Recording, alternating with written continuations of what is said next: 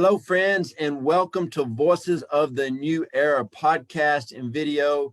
I am super excited about today. I'm always super excited, but when you have prophetic voices on, you get super excited because they're prophesying the word of the Lord for right now, and also prophets they see into the future for 3 months, 6 months, 9 months, 2 years. And so I'm excited about today. Today we have a very powerful voice, and I have about, I'm gonna say 10 or 12 people that I really like to follow that are prophetic voices that are always in track with one another, and mainly the Holy Spirit. And I just glean from them because a word that I get in my spirit, I love to look for confirmation. And I've got 10 or 12 people, and today I've got a powerful woman of God that is on here today. And so I'm just going to let you introduce yourself and tell us a little bit about the ministry, where you're at, and everything that you're doing.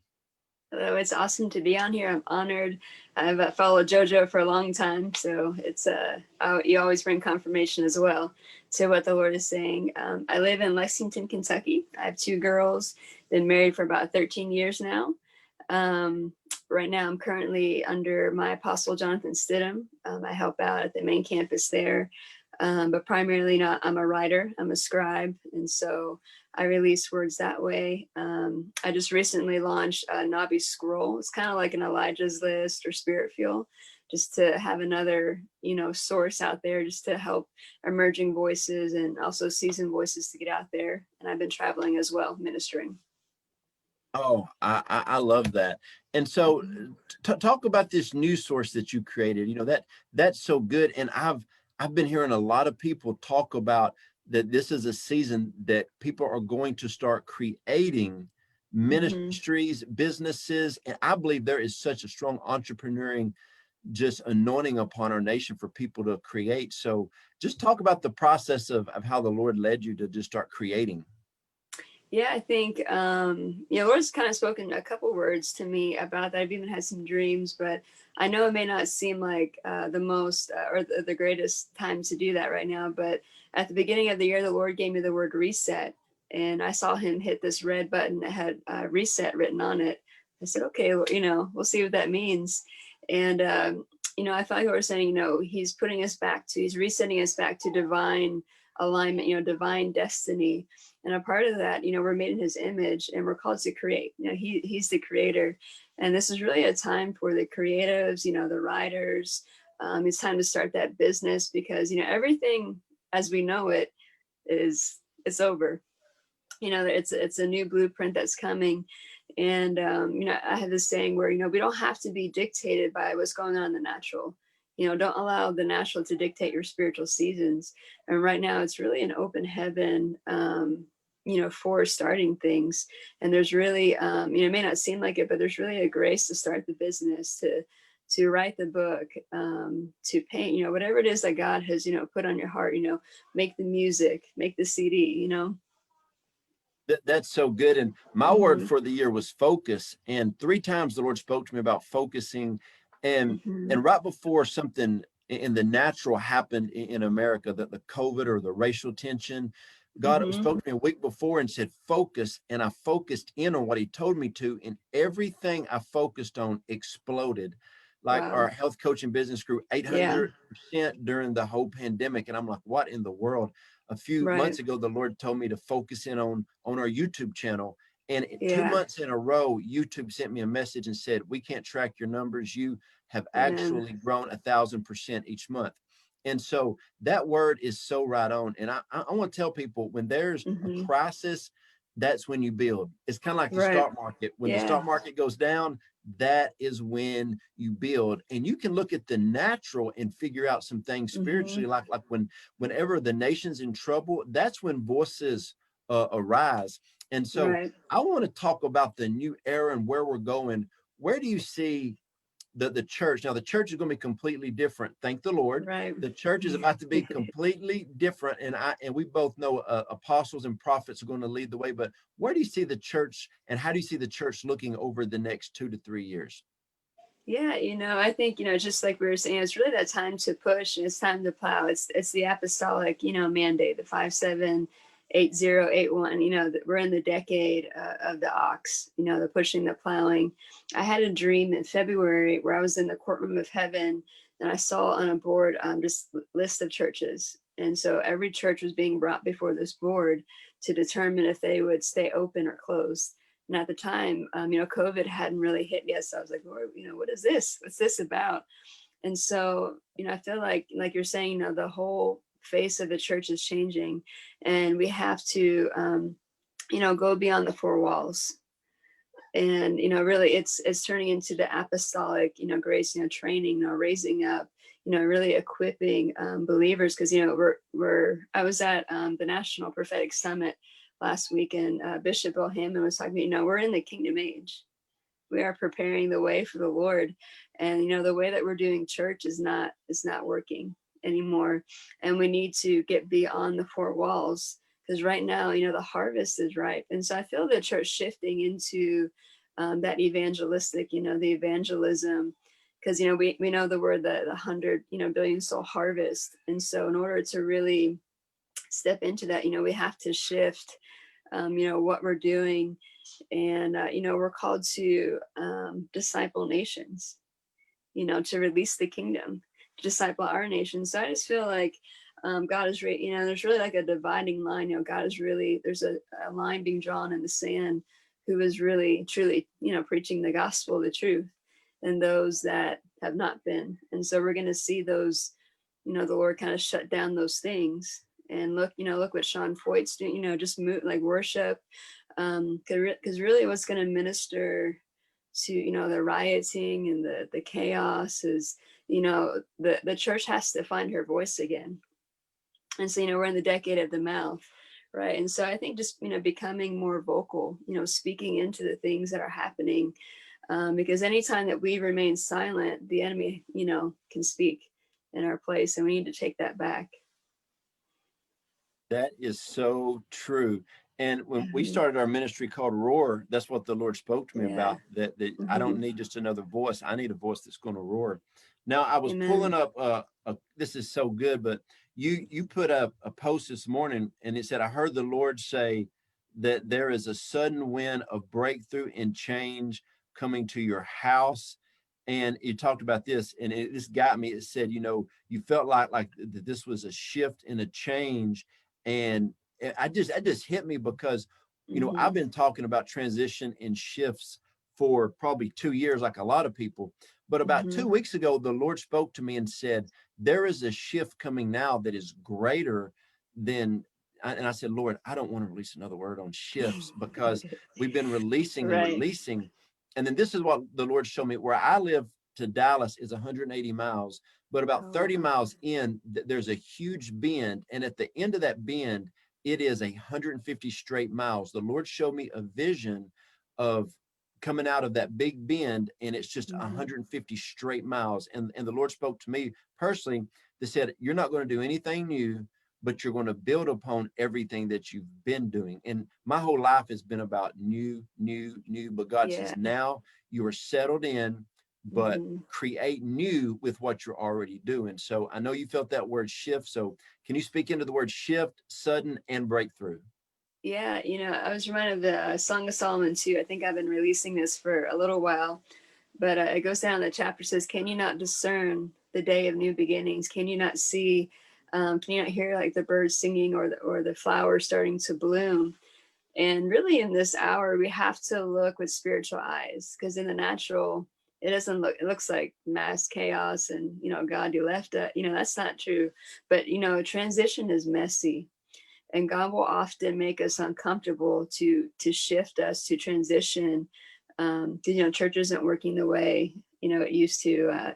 Our nation is not working the way, God's allowing all these things to come to the surface, so that we can deal with the things that have been, in the way.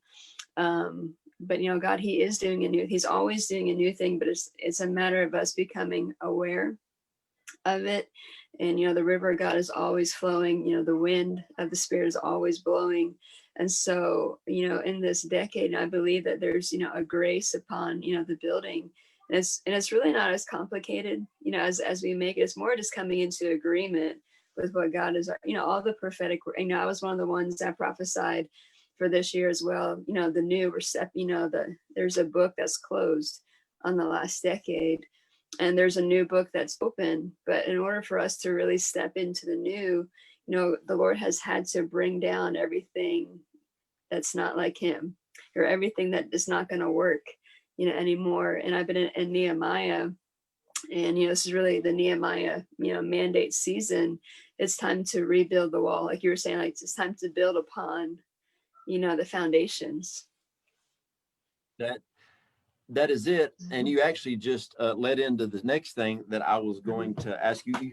Yesterday you put up a post, and I read it. I love when we're about to talk to somebody and they're saying exactly what I've been hearing in prayer. And it says, I prophesy this, that the season you're arising from the desert place. And it said, the Lord is blowing a fresh wind on your dreams and vision.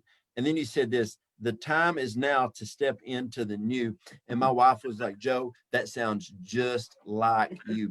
One of my life message is dreams, destiny, move forward. I don't care what comes against you. You better move forward like your life depends on it, but because it does. And so when I read that, it just got me stirred up. So just speak into that. And then also, could you just encourage the listeners? Because I feel that I had a word recently the Lord gave me and said, I can do anything, but I refuse to do everything. And the Lord spoke to me that so many people get a powerful dream or vision or prophetic word, but then they just sit there and say, well, whenever God's going to bring it to pass, I'm ready for it. But he gave us gifts, talents, and abilities surrounded by that prophetic word. But so many people are afraid to move into it. See, there is a real desert place. And then there's a place that we put ourselves in that's not a desert place. It's almost like isolation. That's so good. Just unpack that and speak into that, friend. I really feel like many hearts have been deferred, over the past even 5 years, 10, 5, especially, this year. And it's caused a lot of people to, Lord, are you really for me? Are the prophetic promises that were spoken over my life, are those really true? And so the enemy is really trying to get in people's, hearts and minds with that. But I believe that we're coming into a season of, hope, being fulfilled. And, but we have to learn how to, we have to partner with, especially those big prophetic words. They just don't happen, by themselves. And I've been, especially there's a group of sons and daughters I raise up. I've been talking to them about process. And oftentimes, when we get those words, God will send us into that wilderness place. Even Jesus had to be processed before he could go and minister and go and step into the next phase of his life.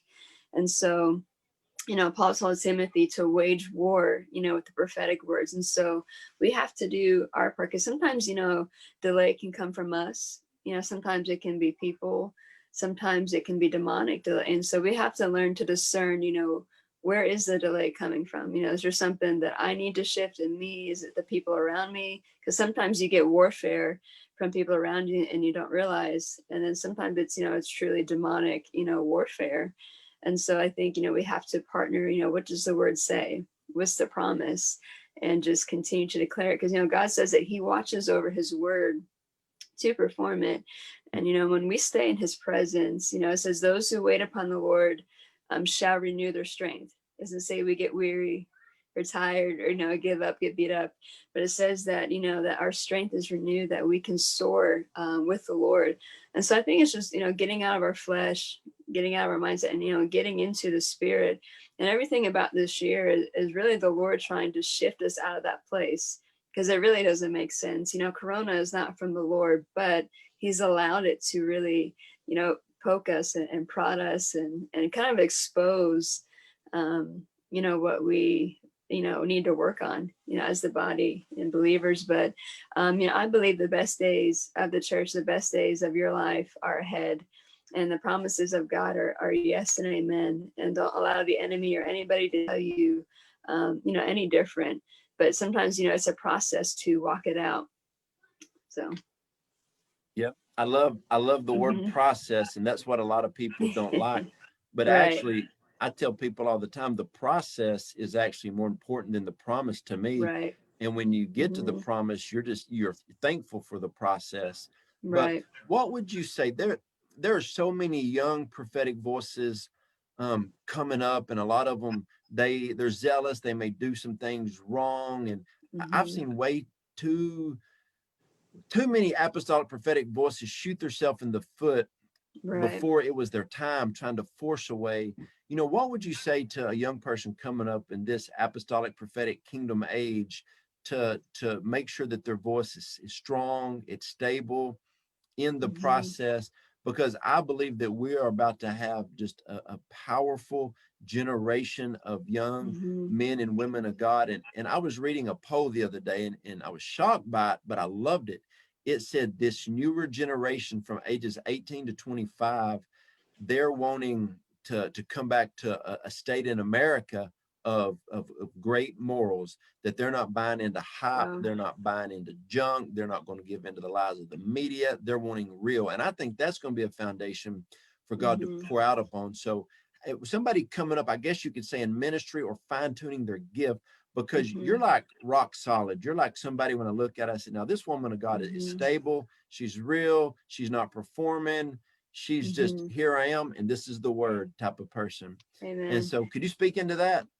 Yeah, I think, I believe this generation is the most gifted, the most creative, the most prophetic. Every generation, should increase. And so with that, I think we've done a little bit of a disservice, focusing on the gifting, the charisma of the millennial generation. And I've even, as I'm emerging, I've seen friends just kind of like be the one hit wonder, or like you said, shoot them in the foot. And so I think just learning to stay in process and learning to stay in that secret place, and not allowing your identity to be in the prophetic word. That's your function, but not, the plan. Social media is a blessing, and sometimes it can be a hindrance, because it can announce people before they're really truly announced. And so, and just allowing the Lord to announce you. Because in my process, it may have been a little bit slower than some others, but with every step, God has been building me, establishing me, and I'm under great leadership as well. I think submission is a big thing right now, because there's this rebellious spirit, in the millennials. But really, we need each other, and I'm able to do what I do because I'm under authority. I can walk in authority. And so I think just, staying in that place of humility, know God for yourself, not just, your gifting, but really carry the presence, of God, and just trust the process. I've never, ever had to knock down a door. I've been very blessed to be connected with many national, and I've never had to make it happen. And so, just like the word of the Lord found David, in the field, the word of the Lord will find you, that leader, or that opportunity. So I think just allow God to grow you, establish you, because a lot of what we're seeing is there's not many that are rooted and grounded. You know, they're real big, heavy on top, but they don't have the roots to carry. Because as you increase and as these opportunities come, there's warfare, with it, and that's what it takes a lot of people out.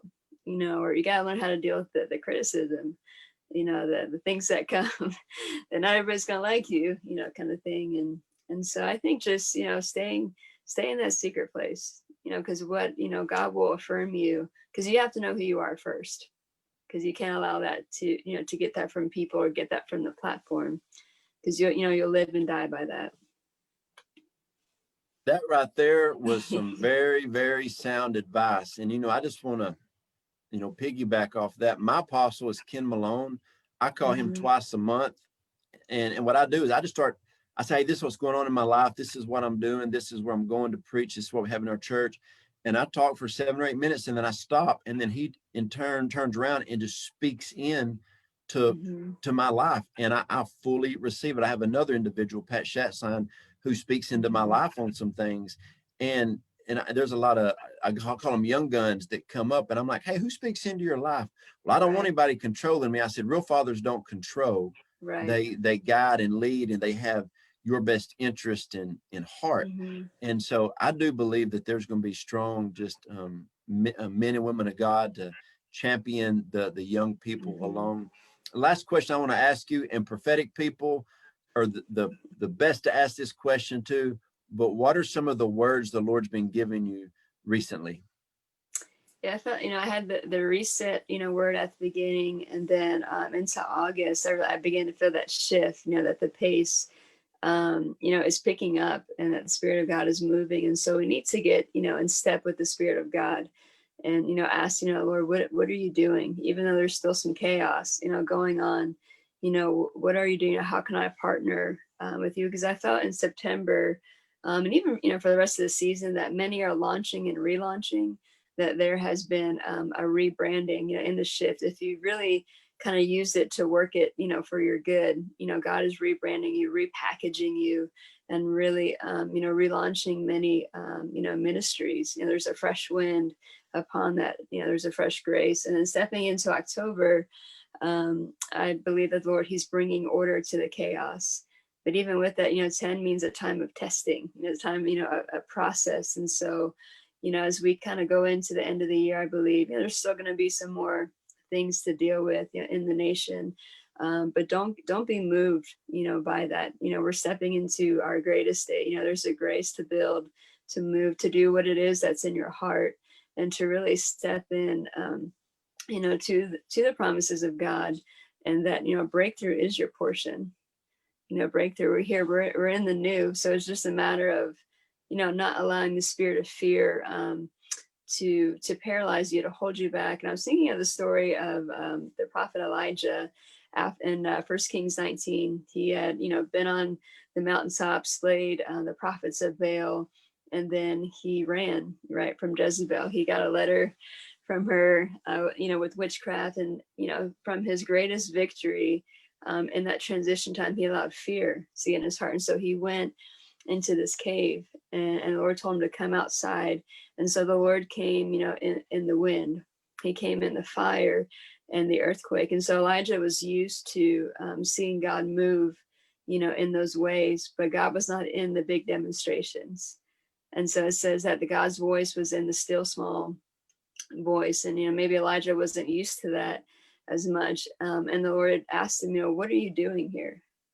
And so I feel like that's a question, even for a lot of prophets, because, there is, that muzzle, that Jezebelic, warfare. Because, there's a lot of people that prophesied about 2020, but I haven't really heard a lot of people, I don't know if you have, really speaking into, the next year.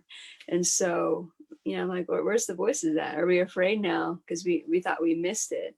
And so we can't allow, that Jezebelic warfare, just the spirit of fear, to muzzle us. We have to declare the word of the Lord, because the earth needs the prophetic voice, of the Lord, through His prophets and prophetic people, because that's how things begin to shift and to break through, and we deal with the opposition. And so, because there's a grace upon our voice in this hour, and so we need to use it. That is so good. One thing the Lord spoke to me about going to 2021 is the people who really lean into the Lord in the summer of 2020 will be leading voices in 2021. And there's going to be some, I think the reason that this particular podcast is important is to really encourage a lot of people, because God needs new voices to arise. He's going, a lot of the older voices, the generals, are solid as can be, but there's a new group of voices that God is raising up. And this is one thing God spoke to me about. I want to use people who have two things. They have power and they have humility. Now, that's not two things that usually go together in the charismatic prophetic movements, but in this new kingdom movement, it's going to be. You're going to see strong, powerful people who walk in just complete humility. And so I'm really excited about just the future. And so I want to thank you for being on today. And before we go, tell everybody one more time how they can connect with you, because I'm just going to give you a little bit of a prophetic word. When it comes to ministry, your best days are ahead. And I just see like your anointing is about to just keep rising. It's kind of like water levels. It's just going to keep going up. And I just see doors opening for you, just one after another. And I just feel the Lord even saying that you are going to pray and prophesy over some people that you like really admire, that you look up to, but God's going to open a door for you to speak just a key word over their life. And God's got so much in store for you. And just love your apostle. Is just a powerful man of God. And And just so tell us one more time how people can connect with you. Yeah, you can. I have a website, prophetmj.com. There's my Facebook page, my personal page, Madeline James, or Nobby's Pen by MJ. And then on Instagram, prophet underscore MJ on Instagram as well. So you can hit me up on one of those and follow. All right, friend. Well, thank you for being on Thank with you so us. much. And I'm sure this will not be the last time we'll have you back. And thank you, everybody, Awesome. for listening.